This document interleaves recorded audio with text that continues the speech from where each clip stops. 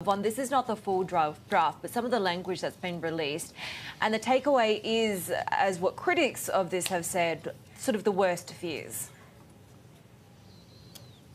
Right, and this is just language that was released from Xinhua news agency over the weekend. But from what we know so far, it seems like this is Beijing's response, a direct challenge to Hong Kong's autonomy, as some say. If you take a look at the details, this is what we learned, that the central government will have jurisdiction over a, quote, extremely small number of national security cases under what they call, quote, specific circumstances.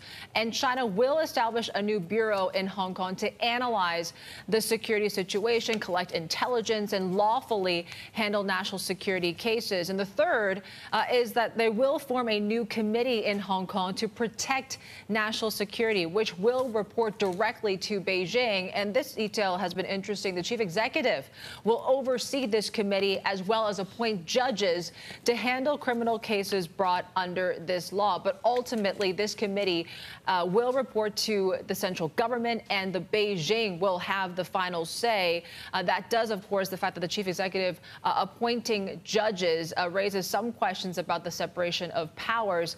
But this response has been a direct challenge to the autonomy of Hong Kong, and the imposition of this national security law shows that Beijing will circumvent what legal system that Hong Kong has here. And basically, if they don't comply with Beijing's wishes, whether it's legislative, the courts, as well as the chief executive. A huge blow to the pro-democracy camp. What are they saying? Well, the reaction was quite swift over the weekend. We heard from lawmaker Fernando Cheung saying that no doubt, quote, this law immediately turns Hong Kong into a mainland city. He foresees an exodus of young professionals leaving the city. And for activists out there, they say we've seen similar legislation in the mainland to prosecute Chinese journalists, also when it comes to human rights activists as well. So they're fearing the worst here, that we may face criminal charges for everything we do, they say.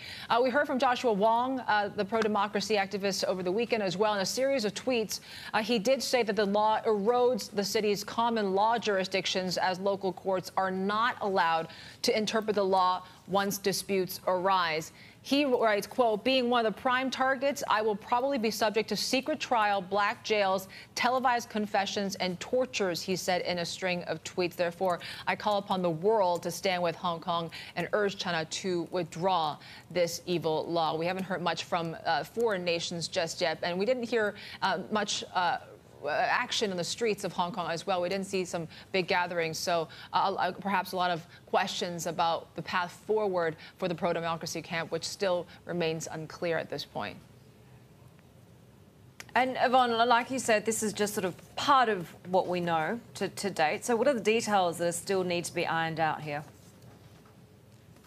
Yeah, there's still a lot of question marks. Of course, this is just a snippet of that draft, and we haven't seen much more than what Xinhua has released. The big question is whether this is going to be retrospective, right? Are the activists that took part in these demonstrations last year, will they be punished?